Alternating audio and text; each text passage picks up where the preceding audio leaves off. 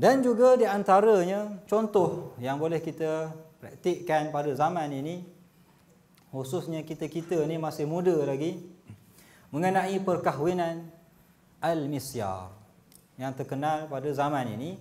Yang tidak terkenal pada zaman Nabi, tidak ada istilah misyar ini. Jadi mungkin ada orang bertanya, dan dah ada orang bertanya, apakah maqasidnya? Kenapa kita perlu menghalalkan, memfatwakan, mengharuskan perkahwinan misyar? Ada yang mengatakan dia akan memberikan kemudaratan kepada, contohnya kepada wanita. Dia kata tidak sesuai, tidak boleh dilaksanakan.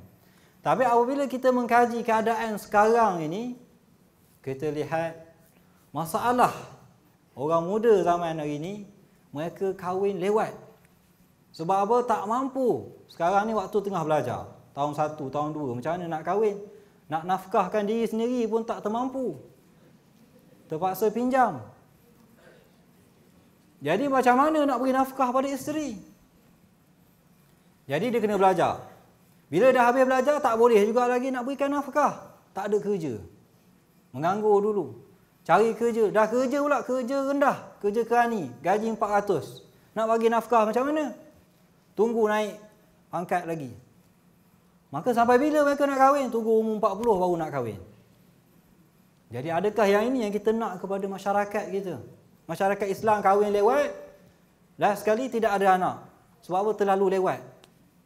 Jadi dengan itu kita mengatakan perkahwinan misyar ini menggalak muda-mudi. Dan Nabi kita suruh orang muda-mudi ini yang berkahwin. Bukan suruh orang tua. Orang tua dia tahu dah untuk berkahwin. Orang muda waktu inilah waktu yang sesuai untuk kahwin. Ya ma'asyara syabab, man istata'a minkumul ba'ata falyatazawwaj. Allah Ta'ala Nabi kita menunjukkan kepada orang syabab ini, bukan dah tunggu dah habis belajar, dah kerja nanti baru kahwin.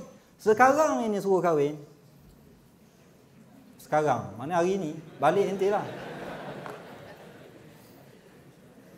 Jadi tujuan misyar ini iaitu nak bantu kawan-kawan kita ini yang tak mampu nak beri nafkah dan as-sukna, iaitu tempat tinggal kepada isterinya. Kenapa? Seperti yang kita tahu, kalau kita kahwin, wajib kepada suami berikan nafkah kepada isteri, makan minum. Tak boleh tinggalkan isteri tanpa makan minum, itu berdosa. Dan tak boleh berkahwin. Antaranya ulama letakkan. Dan yang keduanya tempat tinggal rumah. Tak bolehlah tinggalkan isteri kat padang pasir. Jadi antara dua syarat ini yang tak mampu dilakukan oleh para pemudi zaman sekarang ni. Tak mampu belajar lagi. Jadi apa yang ulama tegaskan, dia kata tak apa, kahwin dulu. Yang nafkah dan sukna ni cubalah berpakat dengan isteri. Isteri duduk sama dengan keluarga dia. Ataupun dia juga ada beasiswa dan pinjamannya. Dan lelaki ni hidup dengan beasiswa dan pinjaman dia. Mana kedua-dua hidup dengan kos sendiri. Makna lelaki tak tanggung kos si isteri dan si isteri pun tak tanggung kos si suami, mengikut kesepakatan di antara mereka berdua. Jadi mereka kahwin dengan cara halal. Dan inilah yang dimaksudkan dengan kahwin misyar. Tujuan dia nak menyelamatkan ni masyarakat kita ni daripada kahwin yang begitu lewat. Dan ini yang berlaku banyak di negara lain. Antaranya kalau di Morocco, kalau kita lihat, ini juga gejalanya. Mereka tunggu dah kerja, dah ada rumah, dah ada kereta, baru nak kahwin. Jadi bila nak dapat anak? Jadi maqasid Islamnya nak meramaikan umat Islam.